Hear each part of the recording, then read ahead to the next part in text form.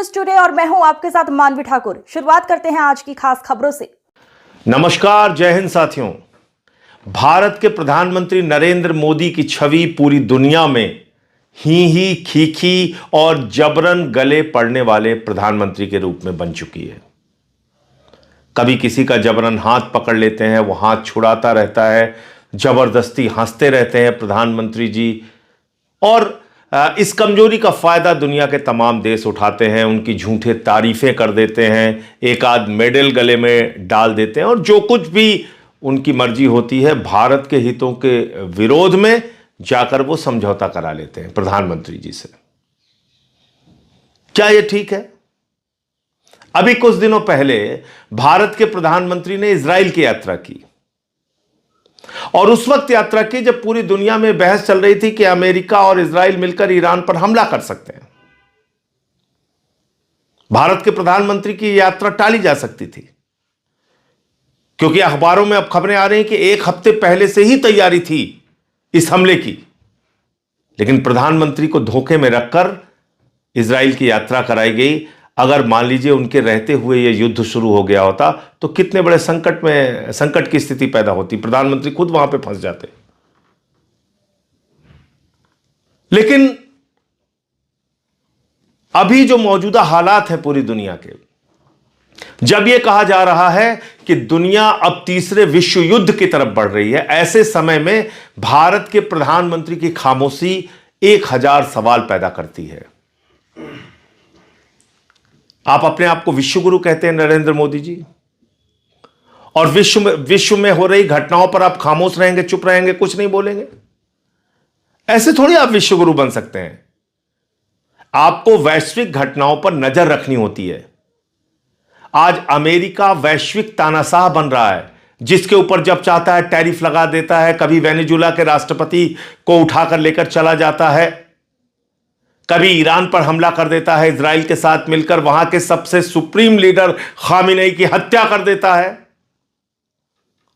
और ऐसी घटनाओं पर आप चुप हैं, खामोश हैं, सब कुछ आप देख रहे हैं, बर्दाश्त कर रहे हैं। आपने यूएस से ट्रेड डील की भारत के हितों के खिलाफ, आपने यूएस के कहने पे, ट्रंप के कहने पर सीज फायर किया, ऐसा उसका दावा है। आपने ट्रंप के कहने पे अपना पोर्ट बंद कर दिया ईरान में, जहां पे आपने 12,000 करोड़ रुपए से अधिक खर्च किया था।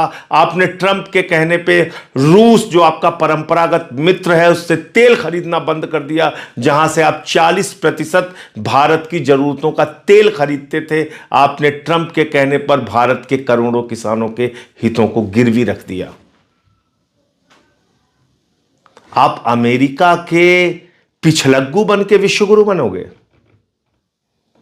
आप अमेरिका के सामने दब्बू बन के विश्वगुरु बनोगे? आपने देखा नहीं कि भारत के लोगों की कैसी बेइज्जती की अमेरिका ने? हाथों में हथकड़ी, पैरों में बेड़ी बांध के उनको अमृतसर के एयरपोर्ट पर उतारा गया, आपको अपमानित किया गया। आपने देखा नहीं कि किस तरह से पाकिस्तान के आसिम मुनीर को और वहां के शहबाज शरीफ को गले लगा रहा था ट्रंप और कह रहा था आई लव पाकिस्तान। ऐसे अमेरिका पे आप भरोसा कर रहे हैं, और कल से आपके जो अंधभक्त हैं वो क्या प्रचारित कर रहे हैं? वो ईरान के खिलाफ बोल रहे हैं, उस ईरान के खिलाफ जो आपका कई संकट के वक्त में साथ दे चुका है, जो आपका परंपरागत मित्र है। आपके अंधभक्त, आपकी पार्टी के लोग ये कह रहे हैं कि 65 और 71 में ईरान ने पाकिस्तान का साथ दिया था। आपके अंधभक्त, आपकी पार्टी के नेता ये नहीं बता रहे हैं कि 71 में अमेरिका ने भारत के ऊपर तमाम प्रतिबंध लगाए थे, 71 के युद्ध में खुले तौर पे पाकिस्तान का साथ दिया था, और 71 के युद्ध में उसने बंगाल की खाड़ी में अपना 7वां भेड़ा भेज दिया था। उस वक्त रूस ने आपका साथ दिया था। आपके चेले ये नहीं बोल रहे हैं? आपके अंधभक्त ये नहीं बता रहे हैं कि 71 में अमेरिका पाकिस्तान के साथ खड़ा था, और एक मौके पे नहीं, कई मौके पे पाकिस्तान के साथ खड़ा था? जब भी भारत ने परमाणु परीक्षण किया, अमेरिका ने प्रतिबंध लगाया। अटल बिहारी वाजपेयी जी ने परमाणु परीक्षण किया, इंदिरा गांधी जी के वक्त में परमाणु परीक्षण किया, अमेरिका ने इसका खुलेआम विरोध किया। जब हम परमाणु शक्ति संपन्न हैं आज, तो इसका विरोध किसने किया? सबसे ज्यादा अमेरिका ने किया। तमाम प्रतिबंध आपके ऊपर लगाए। आप ये सब कुछ भूल गए। आपके चेलों को याद है 65 और 71 में ईरान पाकिस्तान के साथ खड़ा था। ये भूल गए कि वहां पे राज किसका था? Shah Reza Pahlavi. वो भी अमेरिका का पिछलग्गू था, अमेरिका का दलाल था, और इसलिए उसने पाकिस्तान का साथ दिया उस वक्त। लेकिन उसके बाद की जो परिस्थितियां ईरान के साथ आपके बनी, आप तो खुद गए थे प्रधानमंत्री जी, खामेनेई जी से मुलाकात आपकी हुई थी और आपने उनको 7वीं शताब्दी की कुफिक लिपि में लिखी हुई पांडुलिपि कुरान की भेंट की थी। आपने ऊर्जा क्षेत्र में समझौता किया था। चाबार पोर्ट का आप बार बार जिक्र करते थे, श्रेय लेते थे कि आपने वो समझौता किया जहां पे आपने 12,000 करोड़ रुपए से ज्यादा खर्च किए। 1994 में जब organisation of Islamic countries Kashmir के मसले पे हमारे खिलाफ थे, भारत के खिलाफ थे, कौन साथ खड़ा था? ईरान खड़ा था आपके साथ। भूल गए आप? आपको रुपए में तेल दिया ईरान ने, भूल गए आप? 60,000 करोड़ रुपए आपसे ईरान ने कहा कि आप अपनी अर्थव्यवस्था को सुधारिए, बाद में यह पैसा आप हमें दे दीजिएगा, जो उनका बकाया था। और आपने ही प्रधानमंत्री जी, आदरणीय नरेंद्र मोदी जी, 2024 में जब ईरान के राष्ट्रपति की हेलीकॉप्टर दुर्घटना में मौत हुई थी, भारत के अंदर राष्ट्रीय शोक घोषित किया था आपने। आज क्या हुआ?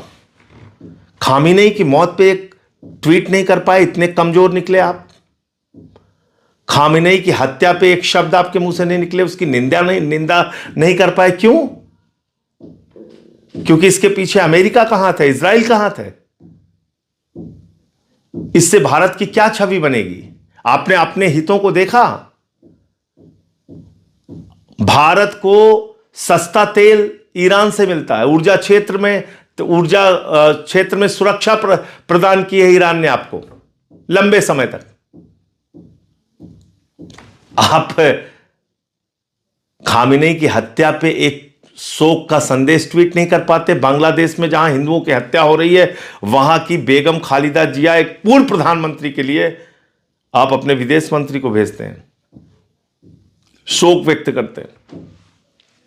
पाकिस्तान जो हमारा जानी दुश्मन है, उसके प्रधानमंत्री नवाज शरीफ का बर्थडे का केक बिना बुलाए आप काटने चले जाते हैं। आईएसआई को बुलाते हैं आप पठानकोट में हमारे शहीदों की जांच कराने के लिए। यह आपकी विदेश नीति है। इसलिए ये ही खीखी छोड़िए और सही जानकारी दुनिया को दीजिए। आज दुनिया एक बड़े संकट में है और इसके लिए अगर कोई जिम्मेदार है तो अमेरिका जिम्मेदार है, जो एक वैश्विक तानाशाह के रूप में उभर रहा है। उसका नाम है ट्रंप। और जाके खाड़ी देशों से पूछिए। खाड़ी देश आज चिल्ला रहे हैं, चीख रहे हैं, कह रहे हैं हमको ईरान की दया पर छोड़ दिया है अमेरिका ने। हमने उनके लिए मिलिट्री बेस दिया अपने अपने देशों में और हमको ईरान की दया पर छोड़ दिया। खाड़ी देशों में और पूरे गल्फ के देशों में मिला के लगभग 90 लाख से 1 करोड़ भारतीय रहते हैं। अगर यह युद्ध आगे बढ़ता रहा तो किसका नुकसान है? हमारे लोगों का नुकसान है। आप अमेरिका और इजराइल से युद्ध खत्म करने और शांति की अपील नहीं कर पा रहे हैं, नाम नहीं ले पा रहे हैं उन देशों का। और आपके लोग यहां कह रहे हैं 65 और 71 में ईरान ने पाकिस्तान का साथ दिया था। आपके मुंह से यह नहीं निकल रहा है कि अमेरिका ने आपका कितनी बार विरोध किया था, कितनी बार विरोध किया था। तो इसलिए विदेश नीति को मजाक नीति मत बनाइए। विदेश नीति को ही खीखी और जबरन गले पड़ने की नीति मत बनाइए। विश्व गुरु सिर्फ कहने से नहीं बनता।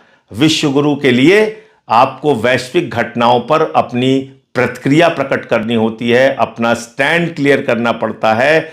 इसलिए मैं बार बार कहता हूं, आप विश्व गुरु नहीं, गुरु घंटाल हो प्रधानमंत्री जी।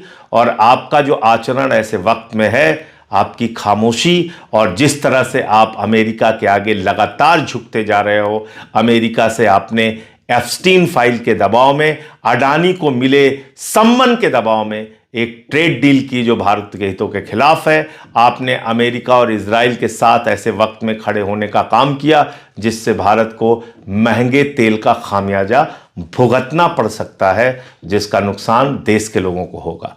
जय हिंद।